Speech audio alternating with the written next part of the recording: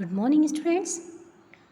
This is class 8 civics lesson.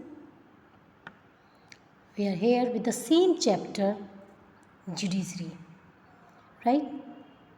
So today's our topic is what is independent judiciary. Why we are saying that judiciary is independent? If any politician or any person of the country interrupt in the judiciary system, then what will happen? Judiciary will never justice with anyone.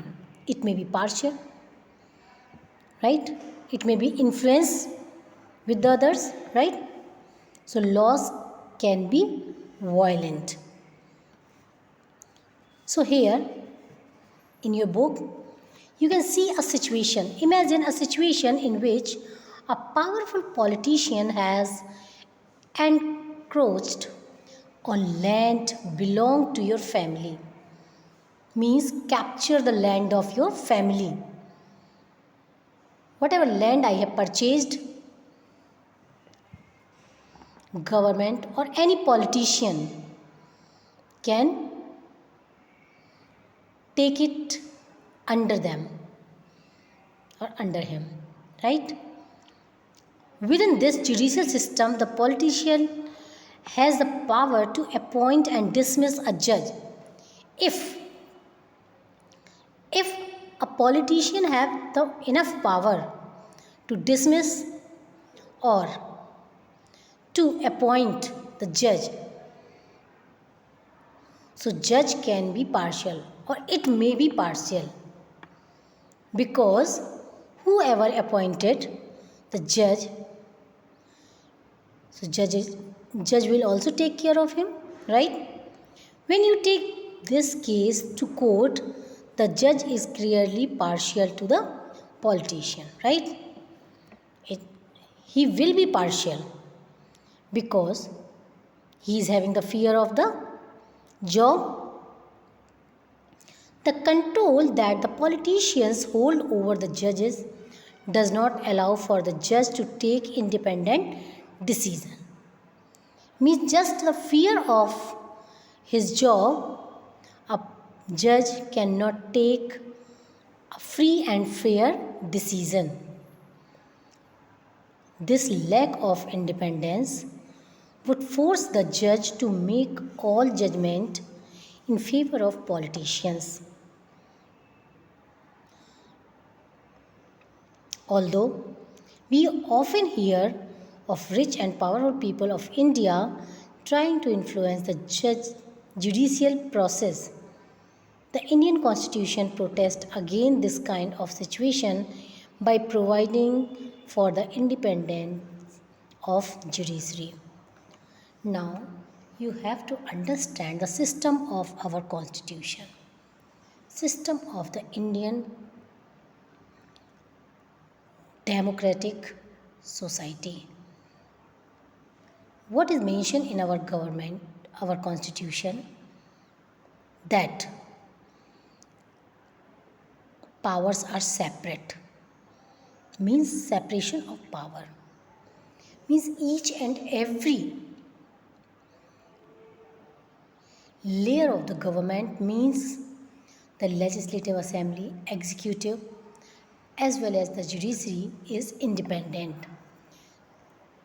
Means not legislative, not executive, nobody will interfere between the work of the judiciary system, right? Otherwise they cannot work properly. They cannot fare with every citizen of India. Every powerful person will be influence to the judges, right? So in that way, in our Constitution, it is mentioned that our judiciary is independent. One aspect of this independence is separation of power. This you all already read in chapter 1 is a key feature of the constitution. What is what this mean here? The other branches, like I have already told you, executive or the legislative, cannot interfere in the work of judiciary. The courts are not under the government and do not act on their behalf. Means any politician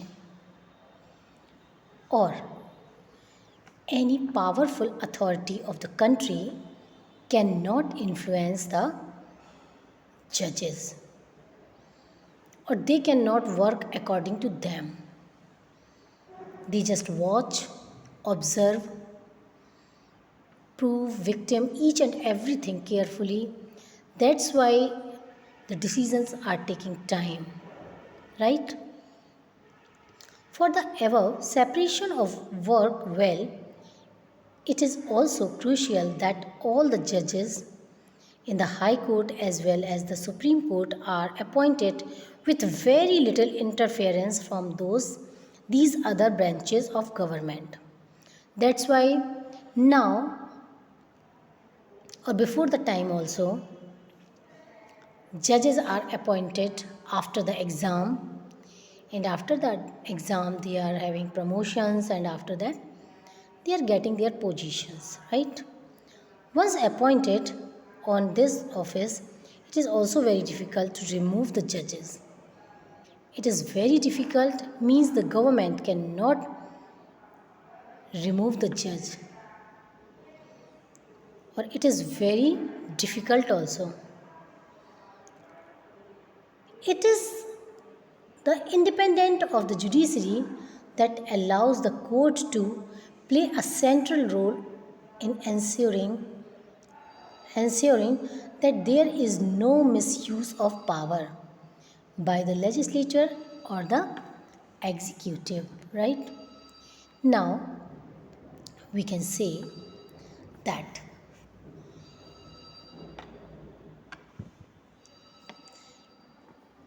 judiciary has the power to listen to the people. If any leader of the country, any authority of the country is also misuse the power, the judiciary can control that. It is also plays a crucial role in protecting the fundamental rights of the citizen, because anyone can approach the courts if they believe that their rights have been violated. Before that, we already read the story of the one person, that is the Hakim Sheikh, right? The Article 21 provides every citizen the fundamental right, include that right to life and right to health. So in that way, we can say that the surety of the fundamental rights